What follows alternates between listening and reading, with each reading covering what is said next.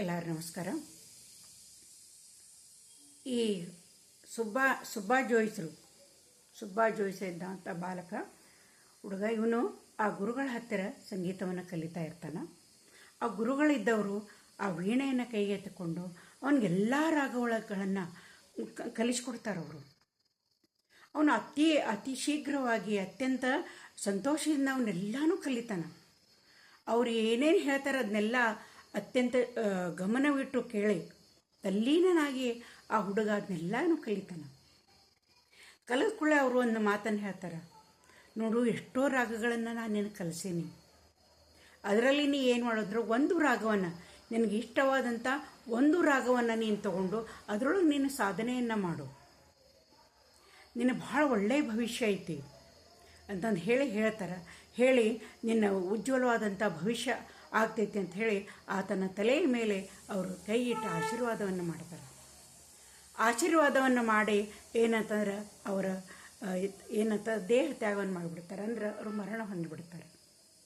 ಆತನಿಗೆ ಆಶೀರ್ವಾದ ಮಾಡಿ ತೀರ್ಕೊಂಡು ಬಿಡ್ತಾರೆ. ಅವರು ಅಲ್ಲಿವರೆಗೆ ಅವರು ತಮ್ಮ ಪ್ರಾಣವನ್ನು ಹಿಡಿದಿಟ್ಕೊಂಡಂಗೆ ಆಗಿರ್ತೈತಿ.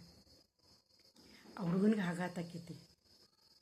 ಆವಾಗ ಆ ಗ್ರಾಮದವ್ರನ್ನ, ಹಳ್ಳಿಯವ್ರನ್ನೆಲ್ಲ ಕರ್ಕೊಂಡು ಬಂದು ಅವ್ರ ಅಂತ್ಯಕ್ರಿಯೆಯನ್ನು ಮಾಡ್ತಾನೆ. ಮಾಡಿದ ಕೂಡಲೇ ಇನ್ನು ಏನು ಮಾಡಬೇಕು? ಅವ ಏನು ಮಾಡ್ತಾನೆ ಅಂತಂದ್ರೆ, ಆವಾಗ ಅವನಿಗೆ ಇದು ಯಾವ ಊರು ಯಾವುದು ಇನ್ನೂ ಗೊತ್ತಿಲ್ಲ. ಆ ಗುರುಗಳ ವೀಣೆಯನ್ನು ತಗೋತಾನೆ. ಇನ್ನು ತನ್ನ ಊರಿಗೆ ಹೋಗ್ಬೇಕಲ್ಲ, ಇನ್ನು ಎಷ್ಟು ದಿನ ಇರೋಕ್ಕಾಕೈತಿ ಬೇರೆ ಊರಿನಲ್ಲಿ ಅಂಥೇಳಿ ತನ್ನ ಊರಿಗೆ ಹೊಂಡಾಗ ಶುರು ಮಾಡ್ತಾನೆ. ಹಂಗೆ ನಡ್ಕೊತ ಹೋಗ್ತಿರ್ತಾನೆ. ಈರ್ಗತ್ಲೆ ಬಸ್ಸು ಟ್ರೈನ್ ಏನೂ ಇರ್ತಿದ್ದಿಲ್ಲ ಅವಾಗ. ಹಂಗೆ ನಡೀತಾ ಹೋಗ್ತಿರ್ತಾನೆ ಎಷ್ಟೋ ದಿನ. ಆನಂತರ ಎಲ್ಲಿಯಾದರೂ ಬಂಡೆ ಇದ್ದರೆ ಚಿತ್ರದುರ್ಗ ಕಡೆ ಹೋಗುವಂಥ ಯಾವುದಾದ್ರೂ ಈ ಚಕ್ಕಡಿನೋ ಏನಾದರೂ ಒಂದು ಸಿಕ್ಕರೆ ಅದ್ರ ಜೋಡಿ ಸ್ವಲ್ಪ ಹೋಗ್ತಾ ಇರ್ತಾನೆ. ಎಲ್ಲಿ ತನಕೈತೆ ಅಲ್ಲಿ ತನ. ಹಿಂಗೆ ಎಷ್ಟೋ ದಿನಗಳವರೆಗೆ ಪ್ರಯಾಣವನ್ನು ಮಾಡಿ ಕೊನೆಗೆ ತನ್ನ ಮನೆಯನ್ನು ತಲುಪ್ತಾನೆ.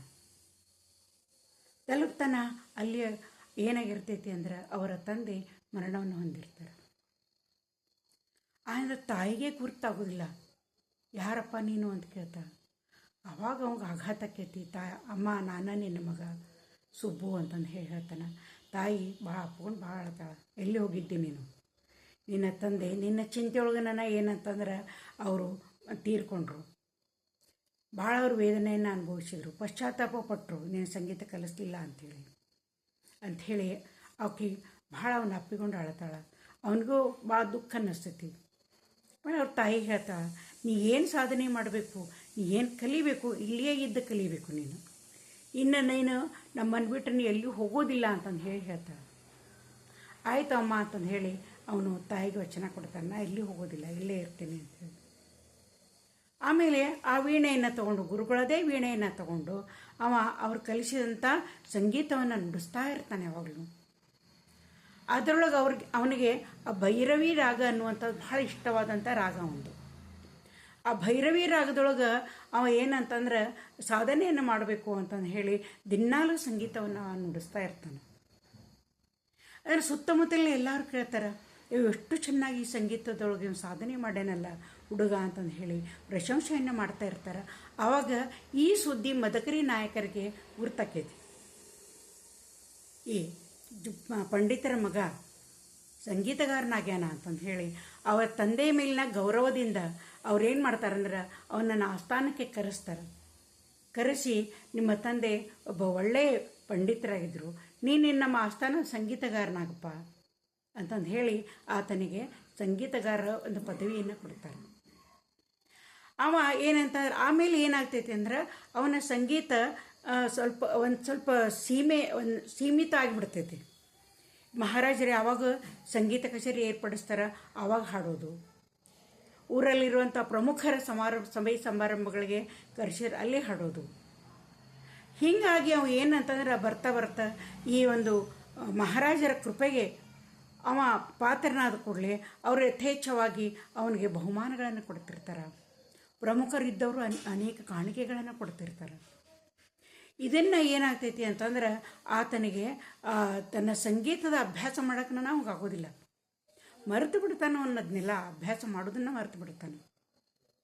ಮರೆತು ಇದ್ರೊಳಗನ್ನ ಏನಂತಂದ್ರೆ ಮುಳುಗಿ ಬಿಡ್ತಾನೆ. ಉಳಿದ ಇದ್ರೊಳಗೆ ಒಂದು ರೀತಿ ಏನಾಗುತ್ತೆ ಅಂದರೆ ಬರ್ತಾ ಬರೋ ಅವನೊಳಗೆ ಒಂದು ಅಹಂಕಾರ ಇದ್ದು ಬೆಳೆಯೋಕೆ ಶುರು ಮಾಡ್ತೈತಿ. ಅಹಂಕಾರಿ ಆಗಿಬಿಡ್ತಾನೆ. ನನ್ನನ್ನೆಲ್ಲರೂ ಎಷ್ಟು ಗೌರವ ಕೊಡ್ತಾರೆ, ನನ್ನನ್ನು ಕರೆಸಿ ಎಷ್ಟೊಂದು ಕಾಣಿಕೆಗಳನ್ನು ಕೊಡ್ತಾರೆ, ನನಗೊಂದು ಎಷ್ಟು ಮರ್ಯಾದೆ ಐತಿ ಅಂತಂದು ಹೇಳಿ ಒಂದು ಅಹಂಕಾರಿ ಆಗಿಬಿಡ್ತಾನೆ. ಸಾಧನೆಯನ್ನು ಮರೆತು ಬಿಡ್ತಾನೆ. ಅವನು ಸೋದರ ಮಾವ ಎಷ್ಟೋ ಸಲ ಎಚ್ಚರಿಸ್ತಾನೆ, ಸುಬ್ಬು ನೀ ಸಾಧನೆಯನ್ನು ಮಾಡಬೇಕು, ವೀಣೆಯನ್ನು ತಗೋ, ಇನ್ನೂ ಹೆಚ್ಚಿನ ಸಾಧನೆಯನ್ನು ಮಾಡು ಅಂಥೇಳಿ. ಅವನ ಗಮನ ಇರುವುದನ್ನೇ ಇಲ್ಲ ಹುಡುಗನಿಗೆ. ಆಯಿತು ಮಾಡಿದ್ರಾತು ಅಂತ ಅಂತಿರ್ತಾನೆ. ಅವಾಗ ಏನಾಗ್ತೈತಿ ಅಂತಂದ್ರೆ ಆ ಆಸ್ಥಾನಕ್ಕೆ ಅಂದರೆ ಚಿತ್ರದುರ್ಗದ ಆಸ್ಥಾನಕ್ಕೆ ಒಬ್ಬರು ಪ್ರಕಾಂಡ ಪಂಡಿತರಿದ್ದವರು ಬರ್ತಾರೆ. ಅವು ಮುಂದೆ ಏನಾಗ್ತೈತೆ ಅನ್ನೋದನ್ನು ಒಂದಿನ ನಾನು ಒಂದು ಎಪಿಸೋಡ್ದೊಳಗೆ